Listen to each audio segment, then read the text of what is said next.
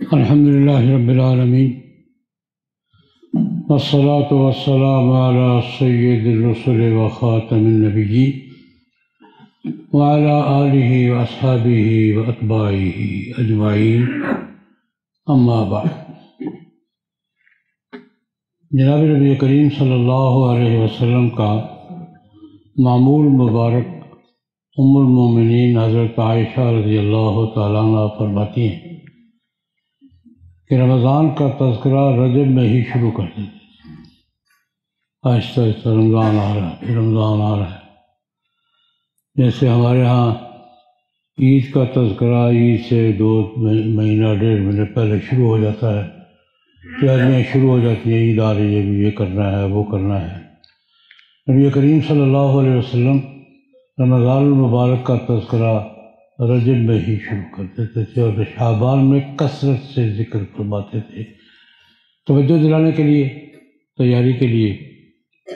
اور دوسری بات ام المومنین حضرت عائشہ رضی اللہ عنہ فرماتی ہیں کہ پورے سال میں رمضان کے علاوہ مہینے کا پورا حصہ یا زیادہ حصہ روزہ رکھنا حضور کا معمول ہی تھا۔ ایام بیچ کے رکھتے تھے، ایک آدھ ہفتے کا اور رکھتے تھے، لیکن شعبان میں کثرت سے، رمضان کے علاوہ کثرت سے روزے حضور شعبان میں رکھتے تھے۔ اسے بھی محدثین نے رمضان کی تیاری میں شمار کیا ہے کہ 2 حوالوں سے تذکرہ بھی۔ اور ویسے بھی رمضان ہمارا مہینہ ہے، قرآن پاک کا مہینہ ہے۔ شہر رمضان الذی انزل فیہ القرآن۔ اس مہینے میں قرآن پاک پڑھا بھی سب سے زیادہ جاتا ہے، سنا بھی سب سے زیادہ جاتا ہے، اور یہ بھی قرآن پاک کے اعجاز کے پہلوؤں میں سے ایک پہلو ہے۔ میں کبھی کبھی سوچتا ہوں کہ رمضان المبارک میں آج بھی ہم جو کچھ بھی ہیں، ہماری کوئی حیثیت ہے یا نہیں ہے، لیکن قرآن پاک اپنا کام کرتا جا رہا ہے۔ آج بھی قرآن پاک رمضان المبارک میں قرآن پاک کا اعجاز ہمیں آنکھوں کے سامنے دکھائی دیتا ہے۔ ہم مشاہدہ کرتے ہیں قرآن پاک کے اعجاز کا کہ پڑھا جا رہا ہے، سنا جا رہا ہے، اور درس کے حلقے لگ رہے ہیں، اور تہجد میں اور تراویح میں اور شبینہ میں ایک معمول ہے پوری دنیا میں۔ دنیا کا کوئی حصہ خالی نہیں ہے، کسی نہ کسی طریقے سے قرآن پاک۔ میں اپنے قرآن پاک کے اعجاز پر اپنے تاثرات کبھی کبھی بیان کیا کرتا ہوں۔ ان میں سے 2 کا آج کا تذکرہ کرنا چاہوں گا کہ رمضان بھی قرآن پاک کے اعجاز کے مظاہر میں سے ایک ہے۔ قرآن پاک کے اعجاز کا ظہور ہوتا ہے، ہر سال تازہ ہوتا ہے۔ ایک دفعہ ایسا ہوا، مجھے باہر جانے کا اتفاق ہوتا رہتا ہے، تو امریکہ کا شہر بالٹیمور، میریلینڈ کا دارالحکومت ہے، تو میں وہاں گیا۔ اتفاق سے 29 شعبان تھی۔ میں مغرب کے لگ بھگ ایئرپورٹ پہ اترا، میرے ایک عزیز مجھے لینے کے لیے آئے ہوئے تھے، تو باہر نکلتے انہوں نے کہا کہ چاند ہو گیا ہے، چاند کا اعلان ہو گیا، چاند ہو گیا ہے۔ ٹھیک، جہاں جانا تھا وہ کوئی 2 گھنٹے دور تھا۔ میں نے کہا بیٹا ایسا کرو، کہیں تراویح پڑھ کے جائیں گے، پہلی رات ہے، تو ایسے تو میں مسافر ہوں، لیکن جی نہیں چاہتا کہ پہلی رات تراویح کے بغیر چلو گھر 2 گھنٹے لیٹ پہنچیں گے۔ میں نے اسے کہا کہ یار ایسا کرو، وہاں کو مسجد، ہم میریلینڈ سے بالٹیمور سے واقف نہیں ہیں، میں نے کہا تلاش کرو، اسے گوگل سے مسجد تلاش کی، گوگل کھولا، اس نے کہا جی وہاں بڑی مسجد، مسجد رحمہ ہے، سارا لوکیشن دے دی اس نے۔ ہم وہاں پہنچے تو عشاء کی نماز فرض ہو رہے تھے۔ ایک حال میں کچھ 200-300 مرد ہیں، ایک حال میں کچھ 150-200 عورتیں ہیں، وہ نماز شروع ہے اور فرض ہو رہے ہیں۔ خیر ہم بھی فرض میں شریک ہو گئے۔ فرض کے بعد تراویح بھی تھوڑی آغاز ہو گیا۔ قاری صاحب نے 1.5 پارہ 20 تراویح میں پڑھا۔ سچی بات ہے، بہت لطف آیا۔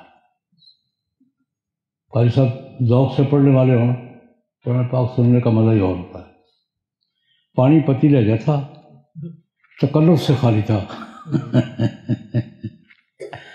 تکلف سے کوئی بھی چیز خالی ہو بڑا مزہ دیتی ہے، مجھے تو دیتی ہے۔ تکلف نہیں تھا، سادہ پانی پتی لہجہ تھا، اور 1.5 پارہ قرآن پاک پڑھا، سنا اللہ کی قدرت۔ اب نماز میں ہر آدمی اپنا کام کرتا ہے، نماز بھی پڑھتا ہے، اپنا کام بھی کرتا ہے۔ حضرت شاہ اسماعیل شہید رحمۃ اللہ علیہ نے اس پر لکھا ہے کہ نمازی آدمی کھڑا نماز میں ہوتا ہے، سوچ اپنی ہوتی ہے اس کی اور اپنے ذوق کے مطابق ہوتی ہے۔ تاجر کی اپنے وہ دکان پہ بیٹھا ہوتا ہے، ملازمت والا دفتر پہ کھڑا ہوتا ہے اور نماز پڑھ رہا ہے لیکن اپنا کام کر رہا ہے ساتھ ساتھ۔ حضرت انہوں نے کہا کہ ایک انہوں نے کہا عالم دین ہے، مسائل پہ بحث کرتا ہے، نماز میں اس نے بھی کہیں الجھنا ہے، تو نماز پڑھ رہا ہے اور آیت پڑھی ہے تو یہ اچھا یہ فلاں مسئلے میں ہماری دلیل ہے، فلاں مسئلے میں فلاں کی دلیل ہے، ہمارا جواب یہ ہے، اس کا جواب یہ ہے۔ اب وہ قرآن پاک میں ہی الجھا ہوا ہے لیکن نماز میں توجہ نہیں ہے۔ لیکن حافظ قرآن ہے، قاری صاحب ہے، قرآن پاک کی آیت پڑھی ہے، وہ آیت قرآن پاک میں کہیں اور بھی ہے، متشابہات، وہ اس کو متشابہات بول رہی ہے، وہ یہ آیت فلاں جگہ اس طرح ہے، فلاں جگہ اس طرح ہے، فلاں جگہ اس طرح ہے، فلاں جگہ اس طرح ہے، وہ قرآن پاک میں ہی پھر رہا ہے لیکن نماز میں توجہ نہیں ہے۔ حضرت شاہ صاحب نے اسے شیطان کے حرفوں میں کہتے ہیں، شیطان بہت بڑا ماہر نفسیات، ہر آدمی کو اس کی سائیکالوجی کے مطابق نماز سکھاتا ہے، جو اس کی دلچسپی کا موضوع ہوگا نا وہ اس سلے میں ڈال دے گا۔ وہ کھڑا وہاں ہے، کام اپنے کام رہا ہے، ایسے سوچنے والا اپنا کام کرتا ہے۔ میں نماز پڑھ رہا ہوں، قرآن حدیث سن رہا ہوں اور ذہن میں سوال آ گیا، اب سوچ میں پڑ گیا میں نے کہا یار ہمارا یہ حافظ صاحب قرآن پاک سنا، آج رمضان کی پہلی تراویح ہے، قاری صاحب قرآن پاک سنا رہے ہیں۔ شمالی امریکہ میں، نارتھ امریکہ، کینیڈا اور امریکہ دونوں ملا کر اس وقت اس طرح قرآن پاک سنانے والے حافظ کتنے ہوں گے؟ بہت آ گیا دیر میں سوال، میں نے کیلکولیٹ کرنا شروع کر دیا۔ اس وقت شمالی امریکہ میں قرآن پاک سنانے والے حافظ سینکڑوں میں ہوں گے کہ ہزاروں میں ہوں گے؟ اب یہ سوال دیر میں آ گیا، میں اندازے کر رہا ہوں۔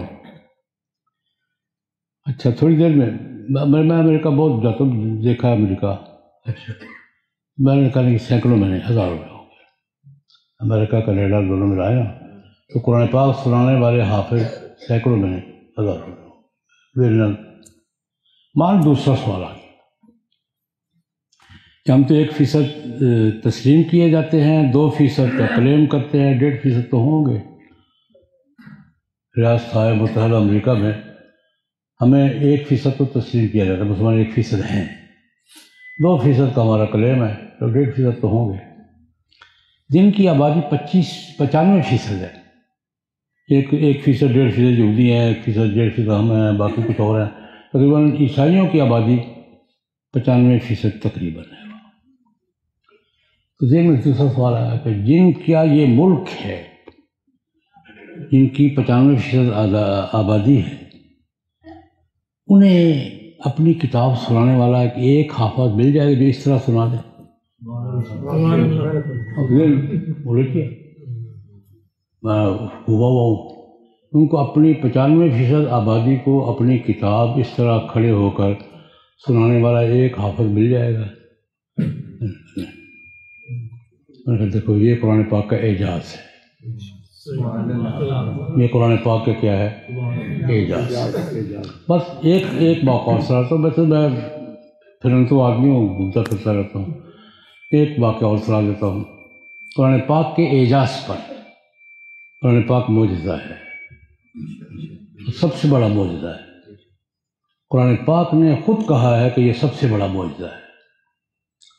اس حوالے سے بھی قرآن کریم میں ایک جگہ ہے، قالوا لولا انزل علیہ آیۃ من ربہ، لوگ اعتراض کرتے ہیں، سوال کرتے ہیں کہ جناب نبی کریم صلی اللہ علیہ وسلم پر ہمارے مطالبے کی کوئی نشانی کیوں نہیں آتی؟ معجزات تو بہت تھے، لیکن جو ہم مطالبہ کرتے وہ کیوں نہیں آتا؟ اللہ رب العزت نے اس کا جواب دیا، انما الآیات عند اللہ، آیات دینا معجزے دینا اللہ کا کام ہے، دے اس کی مرضی نہ دے اس کی مرضی، میری ڈیوٹی نہیں ہے، انما انا نذیر مبین، معجزے دکھانا میری ڈیوٹی نہیں، اللہ دے دے، میں تو اپنے کام کے لیے آیا ہوں۔ وہاں ایک جملہ ہے، اولم یکفہم انا انزلنا علیک الکتاب یتلی علیہ، کیا یہ بات کافی نہیں ہے کہ قرآن پاک آیا ہے اور آپ لوگوں کو پڑھا اور سنا جا رہا ہے؟ یہ قرآن پاک کافی نہیں ہے کہ کسی اور معجزے کا مطالبہ کر رہے ہیں؟ اولم یکفہم، کیا یہ کافی نہیں ہے؟ انا انزلنا علیک الکتاب، ہم نے آپ پہ قرآن پاک اتارا ہے، یتلی علیہ، تلاوت کی جاتی ہے اور مقابلے سے عاجز ہیں، اس کے بعد کون سی نشانی مانگتے ہیں؟ یعنی یہ یہاں سے مفسرین نے استدلال کیا ہے کہ قرآن پاک نے کہا کہ میں جناب نبی کریم کا سب سے بڑا معجزہ کون سا ہے؟ قرآن پاک۔ خیر، ایک دفعہ مجھے حضرت ہمارے بزرگ لاہور کے ہی تھے، حضرت سید نصیر شاہ صاحب رحمۃ اللہ علیہ، ہمارے بزرگان دین میں بڑے اللہ کے ولی تھے، مجھے ہمارے بزرگ تھے، ان کے ساتھ مجھے برٹش میوزیم میں جانے کا اتفاق ہوا لندن۔ وہاں انڈیا آفس لائبریری ہے، وہاں قرآن پاک کے اوریجنل نسخوں میں سے ایک نسخہ محفوظ پڑا انڈیا آفس لائبریری میں، برٹش میوزیم میں۔ شاہ صاحب کے ساتھ مجھے بھی جانے کا اتفاق ہوا، اسی لیے گئے تھے کہ قرآن پاک کی زیارت کریں۔ حضرت عثمان رضی اللہ تعالیٰ عنہ نے اپنے دور خلافت میں قرآن پاک کے کچھ اسٹینڈرڈ نسخے لکھوا کر دنیا میں 6-7 بھجوائے تھے کہ یہ اسٹینڈرڈ نسخہ ہے، اس کے مطابق اپنی شکل کرو۔ ان میں ایک وہ ہے۔ ہم گئے وہاں زیارت کے لیے، قرآن پاک کا نسخہ میں نے ہاتھ میں اٹھایا، برگردانی کی، دیکھا، اور یہ جملہ مجھے اب تک میری آنکھوں کے سامنے، کتبہ عثمان بن عفان، یہ حضرت عثمان نے خود لکھا ہے، کتبہ عثمان بن عفان۔ بادشاہوں کی مہر ہے اس پر، شاہ جہاں کی مہر ہے، اورنگزیب کی مہر ہے، یہ جہانگیر کی مہر ہے، صفوی کی اسماعیل صفوی کی مہر ہے، خلیفہ سلطان عبد سلیم اول کی مہر، 5-7 بادشاہوں کی مہر ہے جن کے پاس ہوتا ہوا ہے۔ اب وہی بات پھر سوچنے والا سوچتا ہے، میں نے نسخہ اٹھایا ہوا ہے، میری نگاہیں آسمان کی طرف اٹھی، یا اللہ قرآن پاک کے اوریجنل نسخے کی حفاظت کن سے کروا رہا ہے؟ یا اللہ کتنا بے نیاز ہے تو، قرآن پاک کے اوریجنل نسخے کی حفاظت کن سے کروا رہا ہے؟ یہ نیٹ ورک کن کا ہے، خرچہ کن کا ہے، سسٹم کن کا ہے، فیوژن کن کا ہے، لائبریری کن کی ہے، ساری پورے پروٹوکول کے ساتھ حفاظت کر رہے ہیں اللہ۔ اگلی بات، جہاں قرآن پاک رکھا ہوا ہے وہاں پوری اس کی سند لکھی ہوئی ہے۔ ہماری سند چلتی ہے نا، حدثنا فلان قال حدثنا فلان، نیچے سے اوپر تک، وہ اوپر سے نیچے لکھی ہوئی ہے، وہاں لکھا ہوا ہے۔ میں نے دوست کا بھی پڑھو یاد، کہتے ہیں یہ نسخہ مسلمانوں کے 30ویں خلیفہ اوتومان نے لکھا تھا، وہاں سے وہاں گیا، وہاں سے وہاں گیا، وہاں سے وہاں گیا، پوری سند متصل لکھی ہوئی ہے بہادر شاہ ظفر تک۔ ہم نے بہادر شاہ ظفر کی جب 1857 میں ہم نے قبضہ کیا تو بہادر شاہ ظفر کی لائبریری سے اٹھا کر یہاں پہ لگا۔ اچھا میں نے کہا یا اللہ کی بے نیازی کیا ہے؟ میں نے کہا یا اللہ قرآن پاک کے اوریجنل نسخے کی حفاظت کن سے کروا رہا ہے اور اس کے اوریجنل ہونے کی گارنٹی کن سے دلوا رہا ہے؟ صرف حفاظت نہیں کر رہے، گارنٹی بھی لے رہے، یہ سند ہے اس کی، یہاں سے آیا، یہاں سے آیا، یہاں سے آیا، یہاں سے آیا۔ اللہ بے نیاز ہے۔ تو خیر قرآن پاک کا مہینہ ہے رمضان المبارک، اس میں سب سے زیادہ پڑھا جاتا ہے، سنا جاتا ہے، اور جناب نبی کریم صلی اللہ علیہ وسلم شعبان سے ہی توجہ دلانا شروع کر دیتے تھے کہ رمضان قرآن پاک کا مہینہ ہے، یار جاری کرو جاری کرو۔ اس حوالے سے میں ایک بات اور شامل کرنا چاہوں گا۔ قرآن پاک کے 20 پہلو ہیں بات کہنے کے۔ قرآن پاک کا میسج کیا ہے؟ قرآن پاک کا اپنا میسج کیا ہے؟ وہ اپنے راستے ہی چھوڑا ہوا ہے۔ ایک دفعہ بات ہو رہی تھی کہ بعض آیات نازل ہوتی تھی، آیات کے مفہوم کو دیکھ کر صحابہ کرام بہت پریشان ہوتے تھے کہ یار ہم کیا کر رہے ہیں، یہ کیا قرآن پاک کیا کہہ رہے ہیں. تو وہاں میں عرض کیا کرتا ہوں کہ کچھ سمجھتے تھے، پریشان بھی ہوتے تھے. ہم نہ سمجھتے ہیں نہ پریشان ہوتے کیونکہ وہ سمجھتے تھے، اس لیے کوئی بات پریشان نہیں آ رہی. قرآن پاک کیا کہہ رہے ہیں، ہمارا کیا ہو رہا ہے. ہم لوگ راستے چھوڑ دیں، نہ سمجھتے ہیں نہ پریشان ہوتے ہیں، بس پڑھتے ہیں، ثواب لیتے ہیں، برکت لیتے ہیں. سمجھے گے تو پریشان ہوں گے. لیکن ایک بات کہہ کے میں اگلی بات کروں گا. قرآن پاک نے اپنے بارے میں بہت سی باتیں کی ہیں. ایک جملہ، ان ھذا القرآن یہدی للتی ہی اقوم. قرآن پاک ہدایت ہے، گائیڈ ہے، گائیڈنس کرتا ہے، اور اس راستے کی جو سب سے بہتر ہے. یہدی للتی ہی اقوم. قرآن پاک اس راستے کی رہنمائی کرتا ہے جو سب سے زیادہ سیدھا راستہ ہے. اور ہماری اس طرف توجہ نہیں ہے. اس کا ایک پہلو تو یہ ہے کہ ہمیں نہ طریقے کا کوئی احساس ہے، نہ کوئی اقوام کا احساس ہے. ہم تو بس برکت حاصل کرتے ہیں، ملتی ہے، کار نہیں ہے، ثواب کماتے ہیں. لیکن یہدی للتی ہی اقوم، قرآن پاک اس راستے کی رہنمائی کرتا ہے جو تمام راستوں میں سب سے زیادہ بہتر راستہ ہے. اس پر دنیا متوجہ ہو رہی ہے، ہم نہیں ہو رہے. بس دوسری بات میں لوگ متوجہ ہو رہے ہیں، ہم نہیں ہو رہے. مثال کے طور پہ عرض کروں گا کہ پاپائے روم کیتھولک عیسائیوں کے پیشوا ہیں، دنیا میں بڑی مذہبی شخصیت ہیں. اس وقت پوپ فرانسس ہیں. ان سے پہلے پوپ بینیڈکٹ تھے. وہ جس زمانے میں بین الاقوامی کمپنیاں دیوالیہ ہو رہی تھیں اور اتھل پتھل مچی ہوئی تھی اور وہاں جنرل اسٹریٹ اور یہ وہ ہنگامے جاری تھے، پاپائے روم نے ایک کمیٹی بنائی ماہرین کی کہ اس معاشی بحران پر، اتھل پتھل افراتفری پر ہمیں کیا موقف اختیار کرنا چاہیے ویٹیکن سٹی کو. کمیٹی کی رپورٹ نیٹ پر ہے، کوئی دوست چاہیں گے تو میں اس کا حوالہ بھی مہیا کر دوں گا. پاپائے روم کی بنائی ہوئی کمیٹی نے دنیا کی معاشی اتھل پتھل افراتفری ان بیلنس سسٹم پر تبصرہ کرتے ہوئے جو بات کہی، اس نے کہا دنیا کی معیشت ڈی ٹریک ہو گئی ہے، ان بیلنس ہو گئی ہے، یہ اب سیدھی ہونے والی نہیں ہے. اس کو اگر بیلنس کے ٹریک پہ لانا ہے تو ہمیں معیشت کے وہ اصول اختیار کرنے ہوں گے جو قرآن پاک ہے. ہمیں معیشت کے وہ اصول اختیار کرنے ہوں گے جو قرآن پاک ہے. ابھی برطانیہ کے شاہ بیچارہ کافی عرصہ پرنس رہے ہیں، اب کنگ ہو گئے، چلو ہو گئے شاہ چارلس. ان کی بہت سی تقریریں میں نے پڑھی ہیں، چھاپی بھی ہیں، دانشور آدمی ہیں. انہوں نے ایک دفعہ نیو یارک میں پولیوشن پر کانفرنس تھی، آج سے 12-13 سال پہلے. پولیوشن پر آج کا سب سے بڑا مسئلہ ہے ماحولیات، تابکاری، اثرات، ماحولیات، کیمیاوی اثرات، پانی، بجلی، پانی، مٹی، ہوا، ہر شے خراب ہو رہی ہے. ہماری مٹی خراب ہو رہی ہے، ہم خود کر رہے ہیں. یہ ایک مستقل موضوع ہے. اس پر ایک کانفرنس تھی. یہ ماحولیات کا مسئلہ بڑا گڑبڑ ہو رہا ہے. اب تو گڑبڑ ہونا شروع ہو گیا ہے، ہم اس سے گزر رہے ہیں، اس کی سنگینیاں بڑھتی جا رہی ہیں. لیکن اس وقت کی بات ہے 14-15 سال پہلے کی.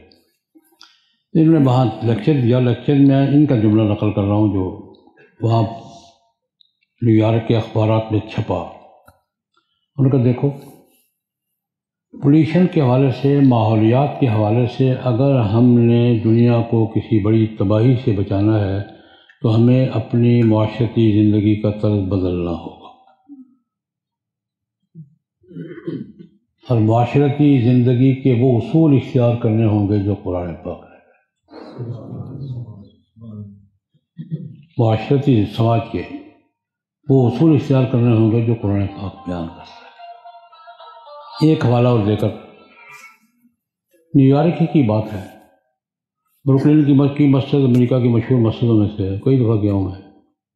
ایک دفعہ رمضان میں گیا، ایک افطار پارٹی تھی مکی مسجد بروکلن میں بھی شریک ہوا.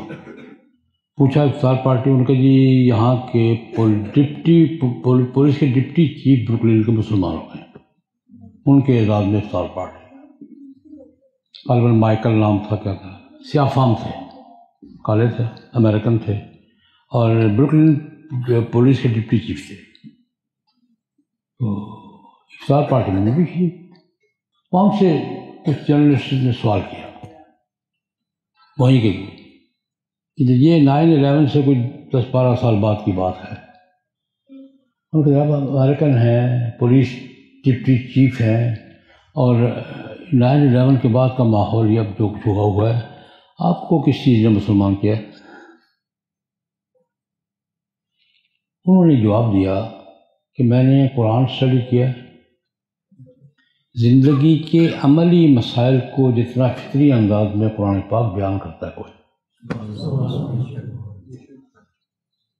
لائف کے پریکٹیکل ایشوز کو جتنا نیچرلی قرآن ٹچ کرتا کوئی، ان کا اصل جملہ یہ ہے کہ لائف کے پریکٹیکل ایشوز کو جتنا نیچرلی قرآن ٹچ کرتا ہے کوئی نہیں کرتا۔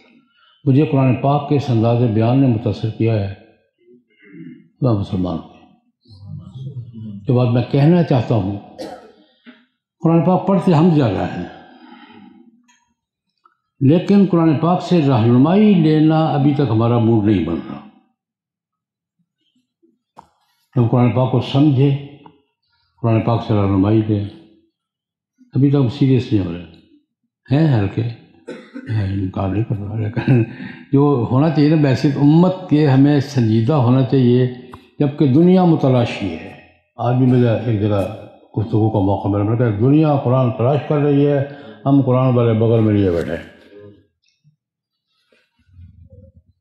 دنیا قرآن پاک کے حوالے دے رہی ہے، دنیا قرآن پاک تلاش کر رہی ہے، ہم سینے سے لگائے بیٹھے ہمارا ہے، ہمارا ہے، ہمارا، اسی نشے میں مگن ہے، ہمارا ہے۔ یہ ہماری نفسیات کو یہ مجھے ڈر لگتا ہے۔ تاریخ کا طالب علم بھی ہوں، سماجیات کا طالب علم بھی ہوں، الحمدللہ مجھے ڈر لگتا ہے۔ مستقبل تو قرآن پاک کا ہے طے شدہ بات، لیکن اس میں ہمارا کوئی حصہ ہوگا یا اللہ پاک کسی اور سے کام لے گا، یہ مجھے ڈر لگ رہا ہے۔ بس یہ میں میسج اپنے آپ کو بھی دینا چاہتا ہوں، مستقبل تو قرآن پاک کا ہے، اور قرآن پاک کے سوا دنیا کے پاس کوئی آپشن نہیں ہے، لیکن اس میں ہمارا کوئی حصہ شعوری ہوگا یا نہیں ہوگا، یہ میرے اور آپ کے سوچنے کی بات۔ اب میں بات کروں گا شب برات کیا ہے۔ جناب نبی کریم صلی اللہ علیہ وسلم کا ایک معمول مبارک اور 2-3 ارشادات ذکر ہوتے ہیں، اور ہمارے لیے کافی ہوتا ہے کہ ہم پوری عمارت کھڑی کر لیں۔ ام المومنین حضرت عائشہ رضی اللہ تعالیٰ عنہ، یہ تو بخاری شریف کی روایت ہے، واقعہ بیان فرماتی ہیں، ایک دن حضور میرے حجرے میں تھے، رات کو اچانک غائب ہو گئے، آنکھ کھلی، حضور نہیں ہے۔ اب بیویوں والے خامن کی بیوی کیا سوچتی ہوگی؟ نیچرلی بات ہے، کہتے مجھے کسی اور عالیہ کے پاس چلے گئے، مجھے اٹھی، میں دیکھا دکھا نہیں، میں نظر آ رہا، دیکھتی داکھتی میں، ساتھ ہی جنت البقیع ہے، حضرت عائشہ کے حجرے کے ساتھ ہی ہے قبرستان، دیکھا تو حضور قبرستان کی طرف سے آئے، اور مجھے دیکھا کہ میں حضور کی تلاش پہ ادھر ادھر پھر رہی ہوں۔ ایک روایت پہ حضرت عائشہ حضور نے تھپا مارا، کدھر پھر رہی ہے؟ کہ آپ کی تلاش میں پھر رہی ہوں۔ میں دعا کرنے گیا تھا، آج کی رات دعا کی قبولیت کی دعا ہے، تو میں قبرستان میں گیا تھا اپنے بھائیوں کے لیے دعا کروں، نبی کریم نے دعا فرمائی اور دعا کی قبولیت کی رات فرمائی۔ یہ بات ہوتی، دعا کی قبولیت کی رات ہے، اور حضور کا عمل بھی کہ حضور دعا کے لیے گئے،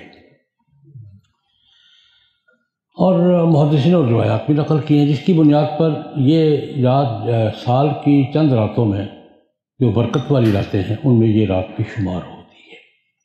بلکہ قرآن پاک کی آیات ہیں، انا انزلناہ فی لیلۃ مبارکۃ انا کنا منذرین فیہا یفرق کل امر حکیم امرا من عندنا انا کنا مرسلین۔ ان آیات کا شان نزول بھی بہت سے مفسرین لیلۃ البرات کو لکھتے ہیں، اکثر تو لیلۃ القدر کو لکھتے ہیں، لیکن یہ روایات بھی ہیں کہ ان آیات کا مصداق یہ برکت والی رات ہے، اس میں سال بھر کے فیصلے ہوتے ہیں، یہ بجٹ رات ہے۔ فیہا یفرق کل امر حکیم، سارے سال کے فیصلے، بجٹ ہوتا ہے نا، اگر سارے سارے معاملات طے ہو جاتے ہیں، تقسیم ہو جاتے ہیں، کام تقسیم ہو جاتے ہیں، بجٹ تقسیم ہو جاتا ہے، اس کا میں فیہا یفرق کل امر حکیم کو تعبیر کیا کرتا ہوں، یہ بجٹ رات ہے، اس رات سارے سال کے فیصلے ہو جاتے ہیں۔ یہ بھی مفسرین نے بعض روایات میں سے نقل کیا ہے، لیکن اس میں ہم جو کچھ کرتے ہیں وہ تو ہماری اپنی مرضی ہے، جو مرضی کریں، کرنے کی دو باتیں متعین نہیں ہے کہ کم یہ کرنا ہے، لیکن اس رات دعا بھی کرنی چاہیے، اور بالخصوص چونکہ بجٹ رات ہے اس لیے اللہ پاک سے اپنے حق میں فیصلوں کی دعا کرنی۔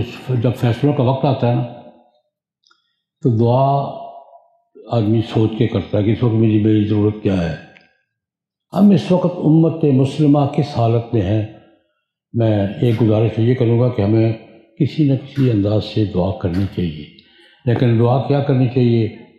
امت مسلمہ کے لیے، ہماری جو مجموعی حالت ہے۔ ہم ایک کہاوت مشہور ہے سلطان محمود غزنوی کی، ایاز اور محمود کے قصے بڑے مشہور ہیں۔ تو ایاز غلام تھا، لیکن منہ چڑھا غلام تھا، چہتا غلام تھا، باقیوں کو شکایت ہوتی تھی کہ محمود اس غلام کو بڑی توجہ دیتا ہے۔ اس کے کئی واقعات امتحان کے ہیں، ایک واقعہ میں نے کہیں پڑھا، ایک دن بادشاہ نے اعلان کر دیا کہ سرکاری خزانے کے دروازے کھول دو، اعلان کر دو کہ جو ابھی آدمی آئے جس کو جو چیز پسند ہو اٹھائے لے جائے، اور خود تخت بچھا کے بیٹھ گیا سامنے، اور محمود ایاز جو ہے وہ پنکھا جل رہا، تخت لگا ہوا ہے، لوگ آ رہے ہیں، اعلان یہ ہے کہ سرکاری خزانے جو گودام وودام سے کھولے، جس کو جو چیز پسند ہے ہاتھ رکھے ہو لے۔ لوگ آ رہے ہیں، کوئی بکری لے جا رہا ہے، کوئی لونڈی لے جا رہا ہے، کوئی غلام لے جا رہا ہے، کوئی سونا لے جا رہا ہے، جو جس کے ہاتھ میں چلتی ہے وہ لے جا رہا ہے۔ ایاز کھڑا ہے، پنکھا چل رہا ہے۔ جب کافی دیر گزر گئی نا، سلطان نے پوچھا ایاز تمہیں کوئی چیز پسند نہیں؟ صبح سے یہی کھڑے ہو، تمہیں کوئی چیز پسند نہیں؟ سارے لوگ جا رہے ہیں، اعلان ہے، کھلی اجازت ہے، جو چیز اٹھاؤ لے جاؤ، تم یہاں کھڑے ہو۔ اس نے کہا مجھے بھی ایک چیز پسند ہے، میں نے پسند کی ہوئی یہ چیز۔ کیا اجازت ہے ہاتھ رکھنے کو؟ کہا بالکل اعلان ہے۔ اس نے بادشاہ کے سر پہ ہاتھ رکھا، میں نے کہا مجھے یہ پسند ہے۔ یہ اگر میرا ہے تو خزانے کس کے ہیں؟ یہ اگر میرا ہے تو خزانے کس کے ہیں؟ اصل بات ہے کہ اللہ سے مانگنا کیا ہے۔ ہم چھوٹی چھوٹی چیزیں مانگتے ہیں، اللہ سے اللہ مانگے گا، اللہ سے اللہ۔ یہ ہمارا توبہ، اجتماعی توبہ کا مرحلہ ہے ہمارا، ہم جو کچھ کر رہے ہیں اور ہمارے ساتھ جو کچھ ہو رہا ہے۔ میں صرف ایک بات کہہ کے بات سمیٹوں گا، اس وقت امت مسلمہ کے ساتھ جو کچھ ہم کر رہے ہیں یہ دیکھ لیں، یا جو کچھ ہمارے ساتھ ہو رہا ہے وہ دیکھ لیں، ان میں سے کوئی پہلو بھی یہ بتاتا ہے کہ اللہ ہم سے راضی ہے؟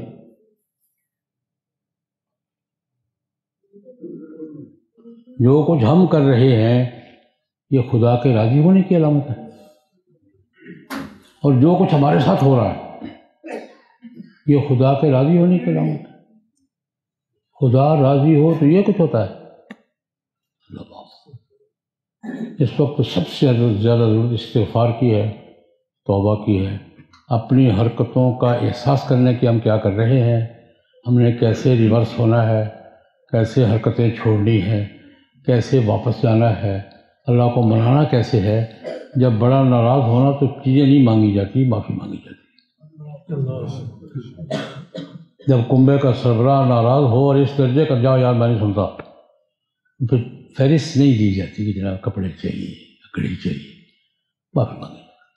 پہلے بڑے کو راضی کیا جاتا ہے، پھر اگلی بات اس کو خود پتہ ہوتا ہے کیا چاہیے۔ اس وقت میں تو اپنے آپ سے بھی عرض کر رہا ہوں کہ اس وقت سب سے بڑی ضرورت اللہ کو راضی کرنے، توبہ کی ہے، استغفار کیا ہے، نفل پڑھ کے استغفار کریں، قرآن پڑھ کے استغفار کریں، ویسے ہاتھ اٹھا کے استغفار کریں، دعا کریں اللہ پاک سے مولا کریم اپنی ناراضگی دور فرما دے ہم سے، مہربانی کر۔ شخصی طور پر بھی، خاندانی طور پر بھی، قومی طور پر بھی، بہرحال ہر جگہ پھنسے ہوئے ہیں اور ایسی دلدل میں پھنسے ہوئے ہیں کہ کچھ سمجھ نہیں آ رہی کرنا کیا ہے۔ تو اس وقت تو مانگنے کی چیز یہی ہے کہ اللہ ہم پہ ناراضگی دور فرما دے، ہمیں معافی عطا فرما، ہمیں اپنا رخ سیدھا کرنے کی توفیق عطا فرما۔ اب اگر ہم استغفار اور توبہ کے راستے پر چلیں گے راستے کھلیں گے، ورنہ یوں ہی فی کل واد یہی مون کا منظر ہوگا، کوئی ادھر گھوم رہا ہے، کوئی ادھر گھوم رہا ہے۔ اللہ ہمارے حال پہ رحم فرمائے اور ہمیں خود کو راضی کرنے کی توفیق عطا فرمائے۔ اللہم صلی علی سیدنا محمد النبی الامی آلہ وصحبہ وبارک وسلم۔ مولا کریم یہ چند باتیں کی ہیں قبول فرما، جو صحیح ہوئی ہیں عمل کی توفیق عطا فرما، کوئی بات غلط ہو گئی اصلاح کی توفیق عطا فرما۔ مولا کریم ہمیں خود کو اور جناب نبی کریم کی ذات گرامی کو راضی کرنے کی توفیق عطا فرما، اپنی ناراضگی کے اسباب دور فرما، ہمیں اسباب دور کرنے کی توفیق عطا فرما۔ مولا کریم کرم فرما، امت مسلمہ کو وحدت نصیب فرما، احساس نصیب فرما، حمیت نصیب فرما، غیرت نصیب فرما، قرآن و سنت کی بالادستی نصیب فرما، اسلامی احکام کی بالادستی نصیب فرما۔ ہمیں مولا کریم آپس میں متحد ہو کر تمام گروہی تعصبات کو چھوڑ کر بحیثیت ملت کے اپنے فیصلے خود کرنے کی توفیق عطا فرما، بیرونی مداخلت سے نجات عطا فرما، باہر کے حکمرانی سے نجات عطا فرما، بیماروں کو شفا عطا فرما، مقروضوں کو قرضے سے نجات دے، تمام پریشان حال مسلمانوں کی پریشانی دور فرما۔ مولا کریم دنیا کے ہر مظلوم کی مدد فرما، ہر ظالم کو ناکام کر، بالخصوص ہمارے فلسطینی بھائیوں کی مدد۔ مولا کریم اسرائیلی درندوں کو ان کے ظلم سے مولا کریم روک، مولا کریم ہمارے بھائیوں کی مدد فرما، ہمیں ان کا مددگار بنا۔ رفح میں، غزہ میں جو کچھ ہو رہا ہے مولا کریم مہربانی فرما، کرم فرما، ان کے حال پہ رحم فرما، ہمیں ان کی مدد کی توفیق عطا فرما، امت مسلمہ کو وحدت نصیب فرما اور ہمیں بیرونی عالمی شکنجوں سے نجات عطا فرما، اپنے فیصلے خود کرنے کی توفیق عطا فرما، اپنا راستہ خود کرنے کی اختیار کرنے کی توفیق عطا فرما۔ قرآن پاک کا مہینہ آ رہا ہے، ہمیں قرآن پاک کے تمام پہلوؤں پر بالخصوص یہدی للتی ہی اقوم قرآن پاک سے رہنمائی حاصل کرنے کی توفیق عطا فرما، فضل فرما، کرم فرما۔ جتنے دوست دعا میں شریک ہیں سب کی نیک تمنائیں پوری فرما، سب کی جائز خواہشات پوری فرما، اور کریم فضل فرما، کرم فرما۔ ربنا آتنا فی الدنیا حسنہ وفی الآخرۃ حسنۃ وقنا عذاب النار۔ ربنا تقبل منا انک انت السمیع العلیم وتب علینا انک انت التواب الرحیم، وصلی اللہ تعالی علی خیر خلقہ محمد وآلہ واصحابہ واتباعہ اجمعین برحمتک یا